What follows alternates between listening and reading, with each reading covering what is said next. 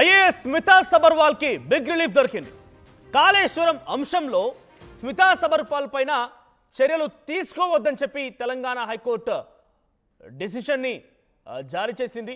కాళేశ్వరం పైన PC Ghosh committee నివేదికను సవాల్ చేస్తూ స్మితా సబర్వాల్ రీసెంట్ గా తెలంగాణ హైకోర్టు మెట్లెక్కింది. అయితే స్మితా క్వాష్ పిటిషన్ ని విచారించిన హైకోర్టు క్వాష్ చేయలేము, కానీ తనపై ఎటువంటి చర్యలు తీసుకోకుండా ఉండాలి అని చెప్పి నిర్ణయం తీసుకుంటూ తెలంగాణ హైకోర్టు ప్రకటించింది.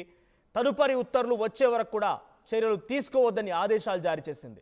సో మనం తెలంగాణ కాళేశ్వరం ప్రాజెక్టుకి సంబంధించినటువంటి అంశంలో ఐఏఎస్ అధికారిగా ఉన్నటువంటి స్మితా సబర్వాల్ గత 10 ఏళ్ల పాటుగా ముఖ్యమంత్రికి చాలా కీలకమైనటువంటి సహాయకురాలుగా ఉన్నటువంటి ఆవిడ అన్నీ తానే వ్యవహరించిన రకంగా కొంతమంది అధికారులు, ఇంజనీర్లు కూడా పీసీ ఘోష్ కమిషన్ ఎదుట తమ యొక్క విచారణలో సమాధానం చెప్పినట్టు తెలుస్తోంది.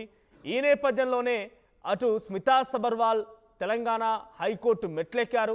ఘోష్ కమిషన్ విచారణ ఆధారితంగా తన ప్రమేయం లేకుండానే ఈ రకంగా ఇచ్చారని, ఆ తర్వాత తనని ఈ రకంగా చెప్తూ చర్యలు తీసుకోవడానికి సిద్ధమవుతూ ఉన్నారని చెప్పి స్మితా సబర్వాల్ హైకోర్టు మెట్లెక్కడంతో హైకోర్టు కూడా చాలా స్పష్టంగా ఇప్పుడు తనపై తదుపరి చర్యలు వచ్చేంత వరకు కూడా ఎటువంటి డిసిషన్ తీసుకోవద్దు, చర్యలు తీసుకోవద్దని చెప్పి తేల్చేసింది.